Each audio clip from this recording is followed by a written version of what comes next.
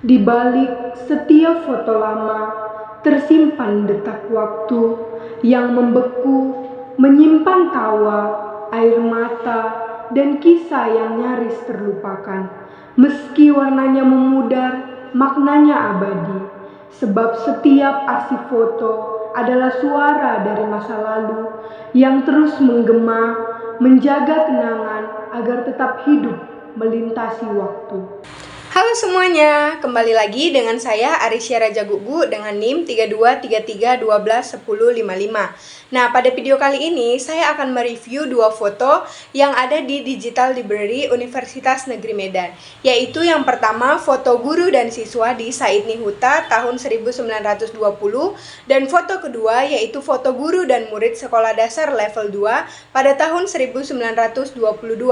Video ini sebagai salah satu pemenuhan tugas dari mata kuliah studi kearsipan yang diampu oleh Profesor Dr. Ichwan Ashari dan Ibu Pidia Amelia. Mari sama-sama kita saksikan. Nah, yang pertama yang akan saya bahas itu ialah foto guru dan siswa di Said Nihuta pada tahun 1920, di mana foto ini berlokasi di wilayah Tapanuli, Sumatera Utara. Jenis arsip, foto ini adalah dokumentasi pendidikan pada masa kolonial. Media yang digunakan yaitu foto hitam putih dan kondisi arsip baik dan dicetak ulang kemudian dibingkai untuk keperluan dokumentasi di Digital Library Universitas Negeri Medan. Dalam foto terlihat sekelompok besar anak laki-laki dan perempuan berdiri berbaris rapi di depan guru-guru mereka.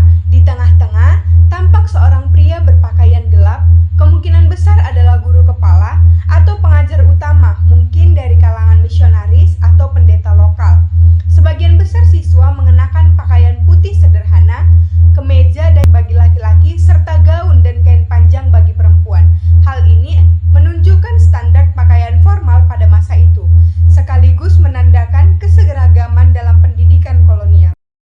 Kemudian dilihat dari segi ekspresi dan posisi, wajah para siswa dan guru tampak serius dan kaku. Karena teknik pemotretan kala itu membutuhkan waktu lama untuk pengambilan gambar. Ini juga mencerminkan etos disiplin dan ketertiban dalam suatu pendidikan kolonial yang menekankan kepatuhan dan keteraturan. Tidak tampak ekspresi bebas atau gaya santai seperti foto modern yang seperti ini, dan juga banyak lagi gaya-gaya foto modern, melainkan menunjukkan formalitas dan penghormatan terhadap guru yang kuat pada foto ini. Kemudian kita lihat dari analisis kontekstual sejarahnya. Yang pertama itu kita lihat dari konteks pendidikan pada 1920.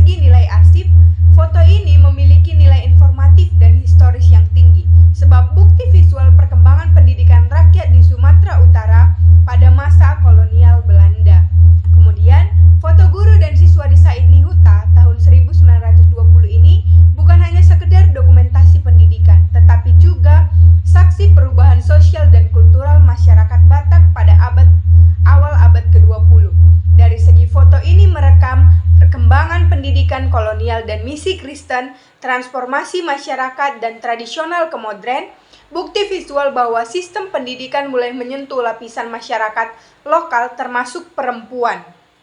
Kemudian, nilai estetika dan dokumentatif yang menggambarkan kedisiplinan dan kesetaraan dan harapan akan masa depan. Nah, di foto kedua ini yaitu foto guru dan murid sekolah dasar level 2 tahun 1922. Foto ini bukan sekedar gambar hitam putih biasa. Ia merupakan dokumen sejarah yang merekam suasana pendidikan pada masa kolonial Belanda, tepatnya di awal abad ke-20. Melalui foto ini, kita dapat memahami bagaimana pendidikan, sosial budaya, bahkan sistem kolonial bekerja dalam kehidupan masyarakat Indonesia saat itu. Foto ini memperlihatkan sebuah kelompok siswa perempuan dan guru berdiri di depan gedung sekolah dengan tulisan di papan belakang School Dear Klasse Batur 1922 yang berarti sekolah kelas 2 Batur. Nah, kalau kita perhatikan dengan seksama, foto ini memperlihatkan sekitar 20 anak perempuan berbaris rapi di depan gedung sekolah. Mereka memakai kebaya dan kain jarik, pakaian khas perempuan pribumi pada masa itu. Kita bisa melihat bahwa tidak ada satupun yang memakai alas kaki, yang menunjukkan kehidupan sederhana dan kondisi ekonomi masyarakat pada masa itu. Di sisi kanan foto, berdiri 2 orang guru, kemungkinan besar guru laki-laki dan perempuan dengan pakaian yang lebih rapi, menandakan status sosial dan pendidikan yang lebih tinggi. Latar belakang foto menunjukkan bangunan sekolah yang bergaya kolonial, dengan pintu dan jendela besar dari kayu, menandakan bahwa sekolah ini merupakan bangunan resmi yang dibangun oleh pemerintah Hindia Belanda. Foto ini tersusun simetris menunjukkan disiplin dan formalitas. Gaya pengambilan foto yang kaku dan tanpa ekspresi juga khas pada masa itu karena berfoto adalah hal yang langka dan dianggap serius. Sekarang, mari kita lihat dari konteks sejarah di balik foto ini. Tahun 1922 berada dalam masa politik etis atau ethical police atau yang diberlakukan pada masa pemerintah kolonial Belanda sejak awal 1900-an. Politik etis memiliki 3 semboyan utama yaitu irigasi, transmigrasi, dan edukasi. Dari ketiga itu, bidang edukasi atau pendidikan menjadi salah satu alat penting Belanda untuk membentuk masyarakat pribumi yang bisa bekerja bagi kepentingan kolonial. Sekolah-sekolah didirikan termasuk sekolah dasar dan sekolah kelas 2 seperti yang terlihat di foto ini. Namun perlu dipahami, sistem pendidikan ini tidak dirancang untuk mencerdaskan seluruh rakyat Indonesia, melainkan untuk mendidik sebagian kecil pribumi agar bisa menjadi tenaga kerja rendahan yang patuh terhadap sistem kolonial. Di sekolah kelas 2, murid diajarkan membaca, menulis, berhitung, dan tata krama.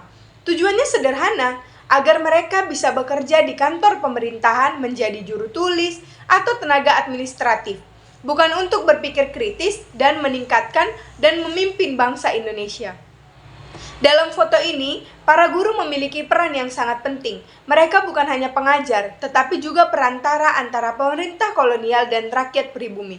Guru-guru seperti mereka sering disebut sebagai priai terdidik, kelompok kecil pribumi yang memiliki akses terhadap pendidikan dan pengetahuan modern.